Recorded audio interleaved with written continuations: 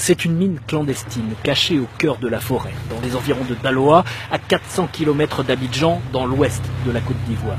Une sorte de ravin, un trou dans la terre rouge, d'une dizaine de mètres de profondeur sur près de 100 mètres de long, avec des tunnels, des machines pour broyer les cailloux et des mineurs qui remontent les échantillons de roches pour voir si des paillettes d'or sont emprisonnées à l'intérieur. On est assis au bord d'un trou, devant une petite bassine d'eau, et on est en train de rincer la poudre de roche qui est pilée juste à côté de nous. On pile ça ici.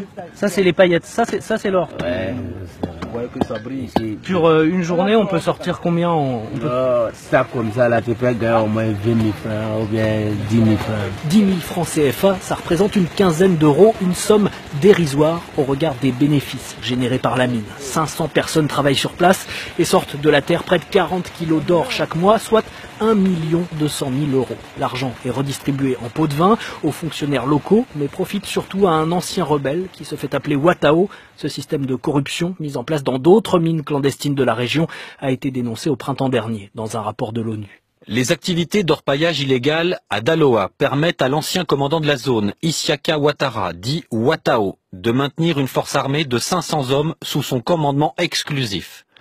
L'activité dans ces mines soulève également des problèmes au regard du respect des droits de l'homme, qu'il s'agisse d'exploitation de la main-d'œuvre enfantine, de prostitution, d'exécution extrajudiciaire ou de pollution chimique à grande échelle. Après la publication de ce rapport, l'ex-chef de guerre Watao est devenu moins visible aux abords de la mine, mais sur place, ces hommes sont toujours là. Si la situation perdure, c'est parce que c'est sur cette milice, mentionnée par l'ONU, que le président Alassane Ouattara s'est appuyé lorsqu'il a pris le pouvoir en 2011 et qu'il conserve des liens troubles avec le groupe paramilitaire. C'est ce qu'explique Fanny Pigeot, spécialiste de l'histoire récente de la Côte d'Ivoire. Tous ces trafics existaient déjà pendant toutes les années de crise. Et ça fait qu'il y a aujourd'hui des liens évidents entre l'armée qui est essentiellement composée d'anciens rebelles et ces milices. Il y a des liens qui restent évidemment. Face à ces accusations, nous avons contacté le ministre ivoirien en charge de la défense sans obtenir pour l'instant de réponse.